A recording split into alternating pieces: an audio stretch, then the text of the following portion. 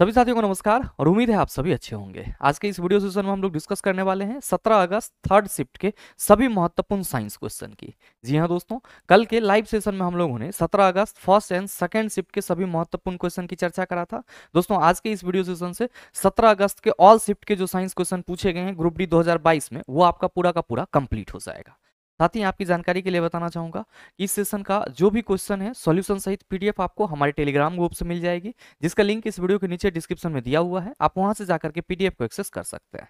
बहरहाल आइए बिना अपने समय को गंवाए हुए शुरू करते हैं आज की इस सेशन की और देखते हैं एग्जाम रेलेवेंट क्या कुछ सीख पाते हैं। मेरे मित्र, सेशन को शुरू करने से पहले आप सबों को एक छोटा सा अपडेट देना चाहूंगा कि जो आपका रिपब्लिक डे ऑफर था सभी बैचेस पे, वो आपका आज रात 12 बजे लास्ट हो रहा है। यानी कि जो आपका ऑफर था वो 25 जनवरी से लेकर के 27 जनवरी 12 बजे रात तक था। तो अगर आप में से कोई भी छात्र हमारे किसी भी बैच में इनरोल होना चाहते हैं तो आप सभी ऑफर का लाभ उठा सकते हैं आज 12 बजे रात तक। बहरहाल मेरे मित्र, जो आपका पहला क्वेश्चन है वो आप सबों के सामने है कि किसी पदार्थ की प्रतिरोधकता इनमें से किस कारक पर निर्भर करती है। ध्यान में रखिएगा कि क्वेश्चन नंबर 1 से लेकर के 48 तक के जो सवाल थे उसको हम लोगों ने सर 17 अगस्त के जो फर्स्ट एंड सेकेंड शिफ्ट वाला वीडियो है उसमें हम लोगों ने देखा था। आज जो हम लोग थर्ड अगस्त की चर्चा कर रहे हैं इसमें हमारा क्वेश्चन नंबर 49 से स्टार्ट हो रहा है और 17 अगस्त के तीनों शिफ्ट मिला करके आपके टोटल सर 70 सवाल देखने को मिले थे। सवाल यह है कि किसी पदार्थ की प्रतिरोधकता रेसिस्टिविटी इनमें से किस कारक पर निर्भर करती है। अब मेरे मित्र, आप सभी क्या कहते हो कि गुरुजी अगर हम लोग प्रतिरोधकता की बात करते हैं तो इसको हम लोग रो से रिप्रेजेंट करते हैं और फॉर्मूला क्या होता है, रो इक्वल टू आर ए बटा एल होता है। क्या होता है? आर ए बटा एल। क्यों? क्योंकि हम सभी कहते हैं कि Guruji are equal to formula rho L बटा ए होता है। तो जाहिर सी बात है कि आर ए अगर क्रॉस मल्टीप्लीकेशन करेंगे तो R A equal to rho L हो जाएगा और rho equal to R A बटा एल। लेकिन आप सबों को यह ध्यान में रखना होगा कि ये जो प्रतिरोधकता है और साथ ही साथ ये जो आपका प्रतिरोध है, रेसिस्टेंस है, ये दोनों अलग अलग चीज, दोनों क्या है? अलग अलग चीज। अब आप कहोगे कैसे? तो मेरे मित्र, प्रतिरोध का मतलब होता है अवरोध उत्पन्न करना। जैसे मान लो कि आपके गांव में कोई चाचा है, ठीक है, और वो मतलब हर कामे में आकर के अरंगा डाल देंगे। आप कहीं पे भी कुछ भी स्टार्ट करो वो कहेंगे यहां से जमीन हमारा है, ठीक है। तो ये क्या है? तो उनके द्वारा जो अवरोध लगाया जा रहा है वो क्या है सर? आप कहेंगे सर प्रतिरोध है। क्या है? प्रतिरोध। जमीन बंटवारा में चला, ये प्रत्येक आदमी का यह गुण है कि वो 1 इंच के लिए भी क्या करेगा? विरोध करेगा। और इसी तरीके से प्रतिरोध की बात करते तो हम लोग कहते हैं कि चालक का वह गुण जो धारा के प्रवाह का विरोध करता है प्रतिरोध कहलाता है। अब कह रहे हैं कि चालक का वह गुण जो धारा के प्रवाह का विरोध करता है वह प्रतिरोध कहलाता है। तो मेरे मित्र, ये जो प्रतिरोधकता है यह क्या होती है? आप सभी देखे होंगे कि वो चाचा के जो कोई बेटा होगा, अगर कोई भी थोड़ा सा मामला हुआ तो तुरंत खंती भाला लेके निकल जाएगा, मतलब बहुत तेजी से रिएक्ट करेगा।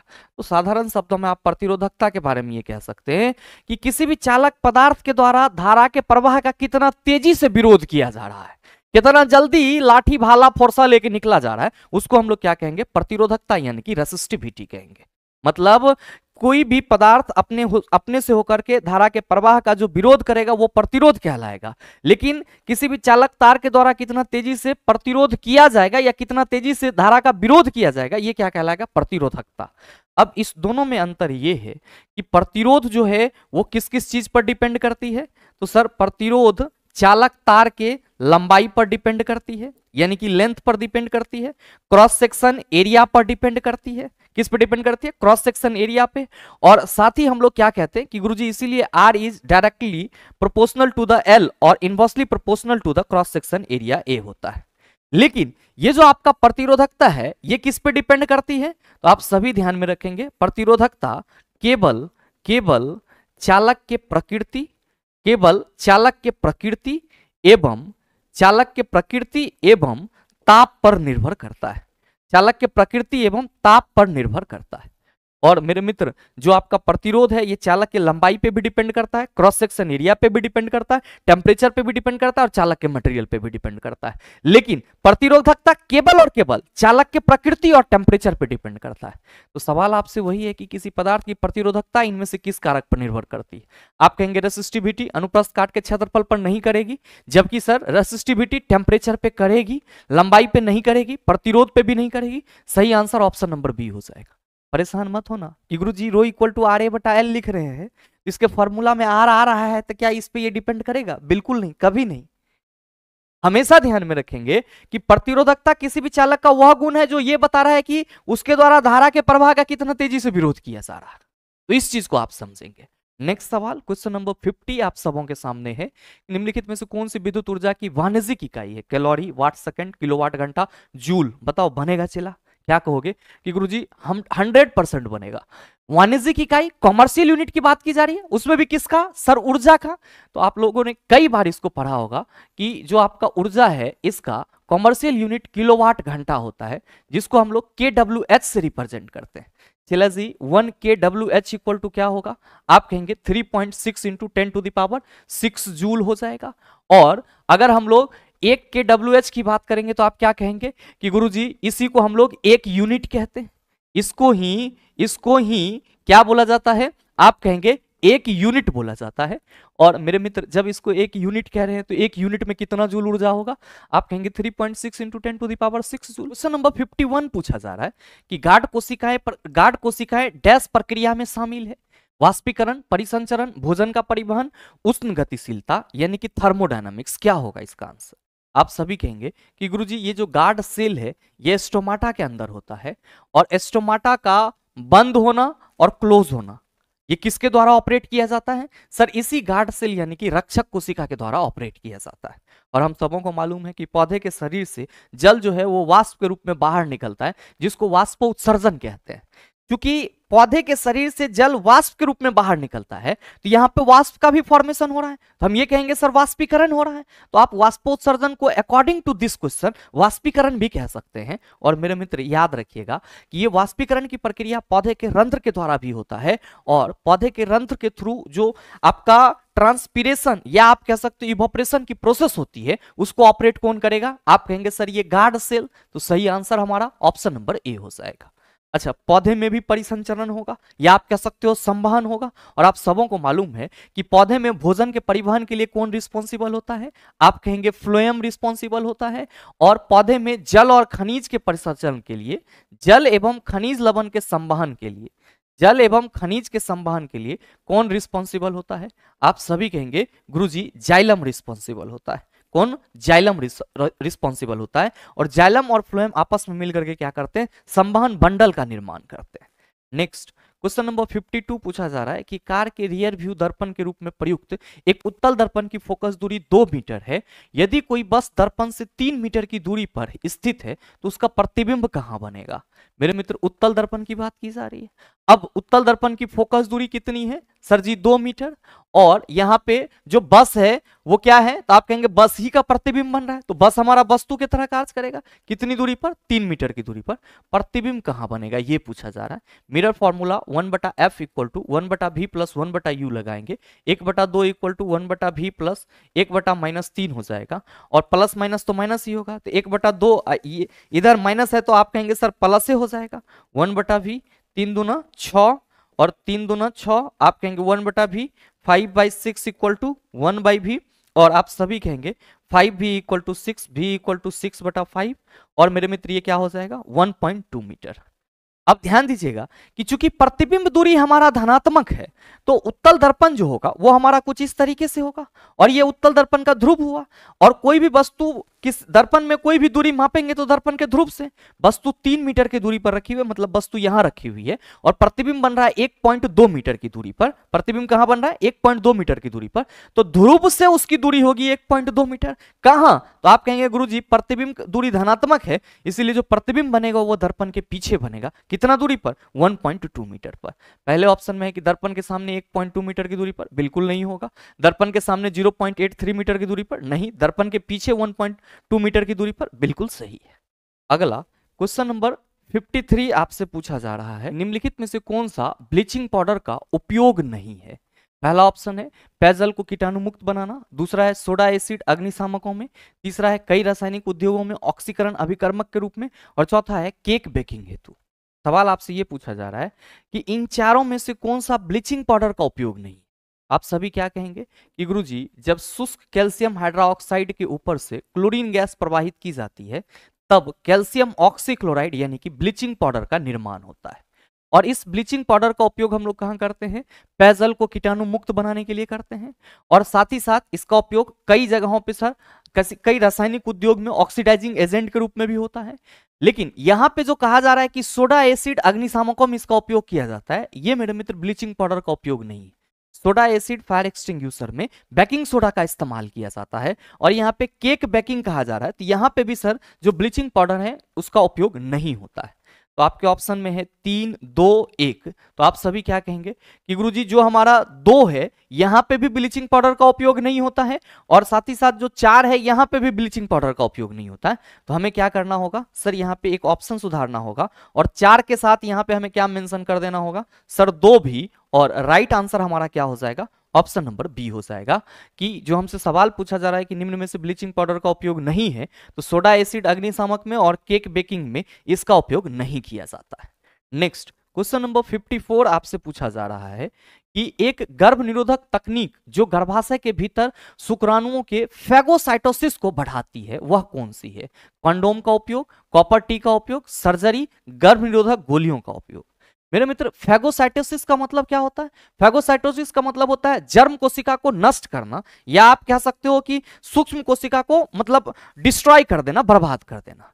ध्यान में रखिएगा कि यहां पे गर्भ निरोधक तकनीक की बात की जा रही है, तो गर्भ निरोधक तकनीक में ही आपका कॉन्डोम का उपयोग आता है जो कि एक मैकेनिकल मेथड है। साथ ही कॉपर टी का उपयोग होता है। कॉपर टी क्या है? तो सर एक प्रकार का आईयूडी है, आईयूडी जिसका मतलब क्या होता है, इंट्रा यूटेरिन डिवाइस। ये फीमेल के वेजाइनल हिस्से में क्या किया जाता है, फिट किया जाता है। और मेरे मित्र ध्यान में रखिएगा कि ये कॉपर टी क्या करता है, तो जो मेल स्पर्म होता है उस मेल स्पर्म को पूरी तरीके से डिस्ट्रॉय कर देता है। और किसी भी जर्म सेल का खत्म होना क्या कहलाता है, फैगोसाइटोसिस कहलाता है। तो जो आपसे सवाल करा जा रहा है कि एक गर्भ निरोधक तकनीक जो गर्भाशय के भीतर शुक्राणु के फैगोसाइटोसिस को बढ़ाता है, आप सभी याद रखेंगे कॉपर टी। कंडोम का उपयोग क्या है, तो आप सभी कहेंगे ये एक मैकेनिकल मेथड है गर्भ को रोकने का या गर्भ निरोध का। इसमें क्या होता है, तो सर स्पर्म जो है वो मतलब ओवम के साथ मिल नहीं पाता है, या आप यूं मानो कि स्पर्म जो है वो फीमेल सर्विक्स में, गर्भाशय ग्रीवा में इंटर नहीं कर पाता है। सर्जरी, तो मेरे मित्र आप सभी को मालूम है कि पुरुष नसबंदी होती है, यानी कि वैसेक्टोमी और ट्यूबेक्टोमी नाम से। अगर हम लोग अस्थाई गर्भ निरोध चाहते हैं तो सर्जरी करा सकते हैं। गर्भ निरोधक की गोलियां ये क्या करती है, तो सर ये आपका मतलब जो परिपक्व आपका कह सकते हो फर्टिलाइजेशन के बाद एग होता है उसको सर मतलब डेवलप होने नहीं देता है, या आप यूं मान लो कि उसको स्टेबल होने नहीं देता है। तो अगर हम कभी भी गर्भ निरोधक तरीके की बात करते हैं, यानी कि हम लोग बात करते हैं कॉन्ट्रिसेप्टिव टेक्निक्स की, तो कॉन्ट्रिसेप्टिव टेक्निक्स में आपका एक बैरियर मेथड होता है जो कि कॉन्डोम कहलाता है, दूसरा आपका इंट्रा यूटेरिन डिवाइस है, फिर सर गर्भ निरोधक गोली जिसको हम लोग कॉन्ट्रिसेप्टिव पिल्स भी बोलते हैं, और फिर जो परमानेंट उपाय है वो क्या है, तो आप कहेंगे सर सर्जरी, जो कि वैसेक्टोमी और ट्यूबेक्टोमी के नाम से जाना जाता है। नेक्स्ट सवाल क्वेश्चन नंबर 55 कि न्यूलैंड्स के अष्टक में किन 2 तत्व के गुण समान पाए गए थे, तो आप सभी कहेंगे लीना के, मतलब लिथियम और सोडियम के जो गुण थे वो क्या थे, समान पाए गए थे। नेक्स्ट क्वेश्चन नंबर 56 पूछा जा रहा है कि निम्न में से किस जीव में लिंग का निर्धारण आनुवांशिक रूप से नहीं होता है। आप सभी कहेंगे गुरुजी घोंघा का जो लिंग है वो बदलते रहता है और इसमें लिंग का निर्धारण आनुवांशिक रूप से नहीं होता है, इसलिए पहला आंसर ही हमारा क्या होगा, सही आंसर होगा। नेक्स्ट क्वेश्चन नंबर 57 पूछा जा रहा है कि एक प्रकाश किरण 2 माध्यमों को पृथक करने वाले एक इंटरफेस पर उसके अभिलंब के अनुदिश आपतित होती है। आपतित किरण और अपवर्तित किरण के बीच का कोण डैश के बराबर होता है। एक प्रकाश किरण 2 माध्यमों को पृथक करने वाली एक इंटरफेस पर उसके अभिलंब के अनुदिश आपतित होती है। मेरे मित्र मान लो कि ये 2 माध्यम है और इसको ये जो है मतलब सतह अलग कर रही है और इस पे कोई प्रकाश की किरण अभिलंब के अनुदिश आ रही है, तो आप सभी क्या कहेंगे कि गुरुजी ये जो अपवर्तित होगी तो ये बिना विचलन के सर अपवर्तन होगा इसमें, यानी कि ये मुड़ेगा नहीं। तो हमसे पूछा जा रहा है कि आपतित किरण और अपवर्तित किरण के बीच का कोण। अब हम सबों को मालूम है कि प्रकाश एक माध्यम से दूसरे माध्यम में जाती है तो ये कुछ मुड़ती है, और प्रकाश की किरणों की मुड़ने की इस घटना को हम लोग क्या कहते हैं, अपवर्तन। तो मेरे मित्र यहाँ पे जो आपतन कोण और यहाँ पे जो अपवर्तन कोण बन रहा है वो किसके वजह से, तो अभिलंब के वजह से। लेकिन यहाँ पे अभिलंब के अनुदिश गिर ही रही है। तो मैंने आपको कई बार बताया कि अगर कोई प्रकाश किरणें दो माध्यमों को अलग करने वाली इंटरफेस पर 90 डिग्री के एंगल पे घूरती है तो वो बिना विचलन के पास कर जाएगी, यानी कि वहां पे अपवर्तन नहीं होगा। और जब अपवर्तन नहीं होगा तो एंगल कितना होगा, 0 डिग्री। और सही आंसर ऑप्शन नंबर सी हो जाएगा। नेक्स्ट क्वेश्चन नंबर 58 आपसे पूछा जा रहा है कि निम्न में से कौन सा कथन गलत है। किण्वन की प्रक्रिया के लिए ऑक्सीजन आवश्यक नहीं है, बिल्कुल सही है।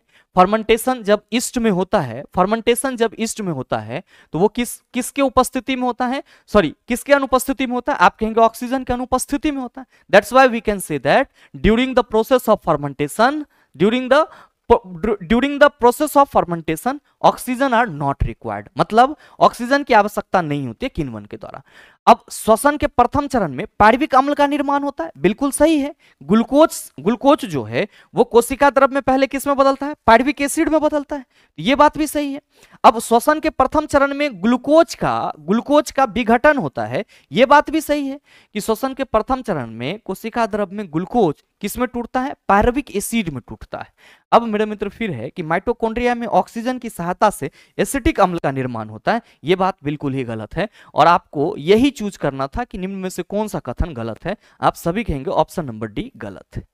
नेक्स्ट क्वेश्चन नंबर 59 आपसे पूछा जा रहा है कि समूह के निम्न में से किस तत्व में सर्वाधिक आधात्विक गुण होंगे। आप सभी कहेंगे गुरुजी पोलोनियम की बात करेंगे तो हम लोग तो इसको मेटालाइट की श्रेणी में रखते थे। सल्फर की बात करेंगे तो आप कहेंगे गुरुजी ये अधातु है। लेकिन अगर हम लोग बात करेंगे किसकी, ऑक्सीजन की, तो आप कहेंगे सबसे ज्यादा गुण होगा। क्यों, क्योंकि ऑक्सीजन की जो आप कहेंगे एस्टेब्लिशमेंट होगी किसमें, पीरियोडिक टेबल में, वो क्या होगी, तो आप कहेंगे सर सबसे ज्यादा दाईं ओर होगी। और जब हम बाएं से दाईं ओर जाते हैं तो आप सभी क्या कहते हैं, सर आधात्विक गुण बढ़ती है। इसलिए सही आंसर हमारा ऑप्शन नंबर डी हो जाएगा। नेक्स्ट क्वेश्चन नंबर 60 पूछा जा रहा है, निम्नलिखित में से कौन सी मानव कोशिका अपने आकार को बदलने की क्षमता रखती है। क्या कहेंगे कि गुरुजी ये जो WBC व्हाइट ब्लड कर्पसेल्स है ये अपने आकार को बदलने की क्षमता रखती है। और इसका शेप क्या होता है, आप सभी कहते हैं सर इरेगुलर होता है। बाद बाकी यकृत कोशिका, RBC, मस्तिष्क कोशिका, इनमें से किसी की भी क्षमता नहीं होती अपने आकार को बदलने की। RBC आप कहेंगे सर ब्लड का ही कंपोनेंट है, और मस्तिष्क कोशिका आप कहेंगे ब्रेन में पाया जाने वाला सेल, और यकृत कोशिका लीवर में पाया जाने वाला सेल। क्या जा रहा है कि यदि हम डैश में अमोनिया का विलयन मिलाते हैं तो एक सफेद अपक्षेप बनता है, AlCl3 विलयन, barium nitride, potassium nitrate, MgNO3। मेरे मित्र आप सभी ध्यान रखेंगे AlCl3 विलयन कह रहा है कि यदि हम डैश में अमोनिया का विलयन मिलाते हैं तो ध्यान देंगे, मैंने कई बार आपको बताया भी है कि जब एल्युमिनियम क्लोराइड की अभिक्रिया NH3 अमोनिया का विलयन कहा जा रहा है, तो जब अमोनिया का विलयन कहा जा रहा है तो NH3 + H2O होगा। तो जब एल्युमिनियम क्लोराइड की अभिक्रिया किसके साथ कराई जाती है, सर NH3 + H2O के साथ कराई जाती है, तब ये क्या बना होता है, एल्युमिनियम हाइड्रोक्साइड AlOH2 और NH4Cl, यानी कि आपका नौसादर बना लेता है। और मेरे मित्र ये जो एल्युमिनियम हाइड्रोक्साइड है इसका क्या बनता है, आप सभी कहेंगे एक सफेद अपक्षेप, जिसका उपयोग अभी कहां पे किया जाता है, तो आप सभी कहते हैं एंटासिड के रूप में अभी एल्युमिनियम हाइड्रोक्साइड का भी उपयोग किया जाने लगा है। एंटासिड के रूप में इसका उपयोग किया जाने लगा। हालांकि मैग्नीशियम हाइड्रोक्साइड का भी उपयोग करते हैं, लेकिन अब सर एंटासिड के रूप में एल्युमिनियम हाइड्रोक्साइड का भी इस्तेमाल होना शुरू हो गया। नेक्स्ट क्वेश्चन नंबर 62 पूछा जा रहा है कि एक छात्र किसी गोलीय दर्पण का उपयोग करके एक कागज पर सूर्य का एक स्पष्ट प्रतिबिंब फोकस करता है, कुछ समय बाद जलने लगता है। दर्पण के बारे में इनमें से कौन सा कथन सही है। मेरे मित्र आप सबों को मालूम है कि अवतल दर्पण के द्वारा क्या होगी, सर उस पर समांतर प्रकाश की किरणें गिरेगी तो वो एक बिंदु पर केंद्रित होगी, यानी कि अवतल दर्पण जो है उसकी प्रकृति अभिसारी होती है। तो आपसे ये कहा जा रहा है कि एक छात्र किसी गोलीय दर्पण का उपयोग करके एक कागज पर सूर्य का एक स्पष्ट प्रतिबिंब फोकस करता है जो कुछ समय बाद जलने लगता है। तो दर्पण के बारे में इनमें से कौन सा कथन सही है। तो पहला है कि यह अवतल गोलीय दर्पण है, बिल्कुल बात सही है। इसकी फोकस दूरी धनात्मक होगी, बिल्कुल गलत है। यह एक अभिसारी दर्पण है, यह भी सही है। तो मेरे मित्र आपका सही और सही कौन है, ए और C. That's why right answer of this question is option number सी।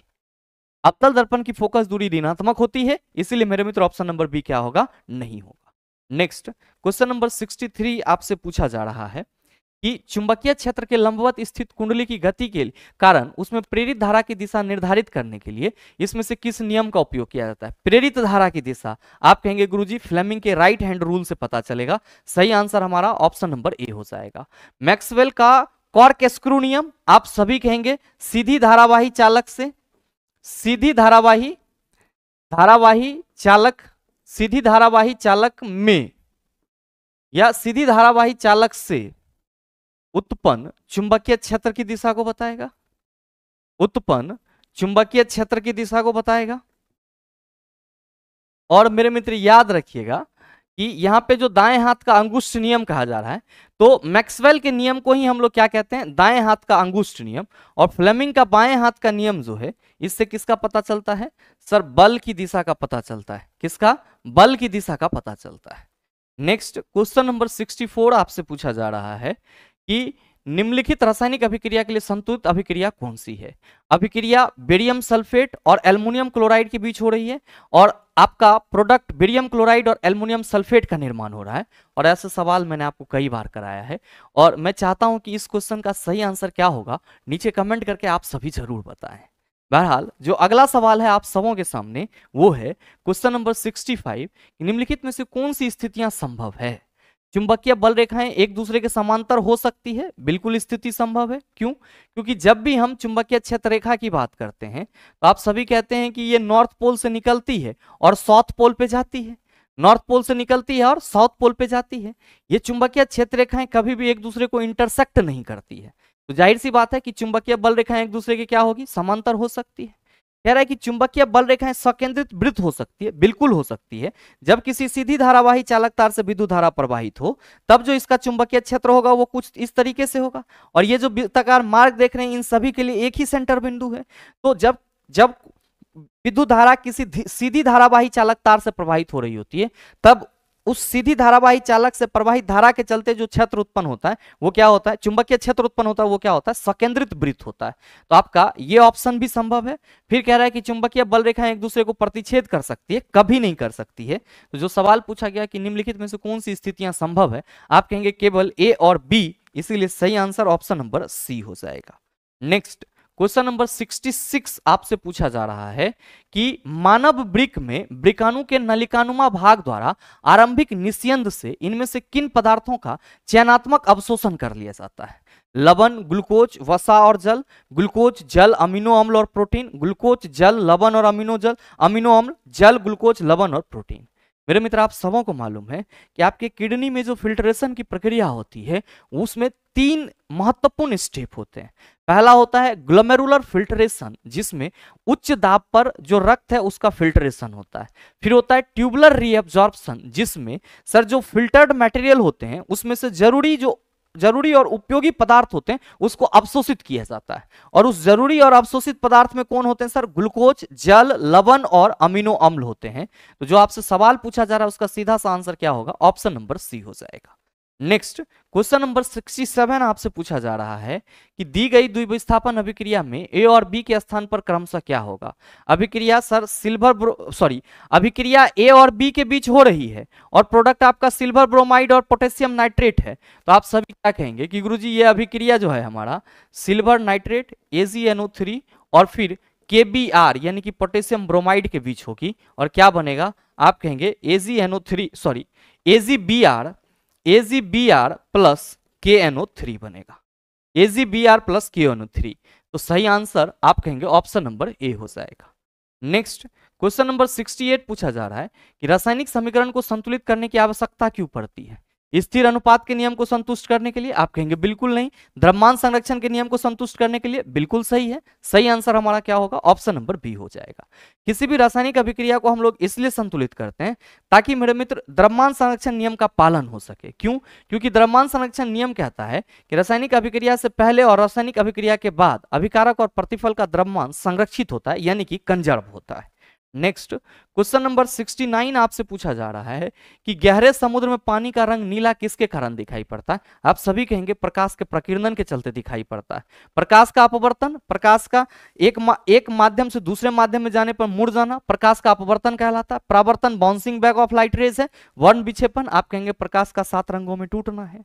और लास्ट सवाल आप सबों से पूछा जा रहा है कि निम्न धातुओं को अभिक्रियाशीलता के अनुसार अवरोही क्रम में व्यवस्थित कीजिए। आप सबों को कई बार मैंने आपको बताया, यहाँ पे अवरोही क्रम की बात की जा रही है, तो जो सबसे ज्यादा रिएक्टिव होगा उससे स्टार्ट करेंगे और जो सबसे कम होगा वहां चलेंगे।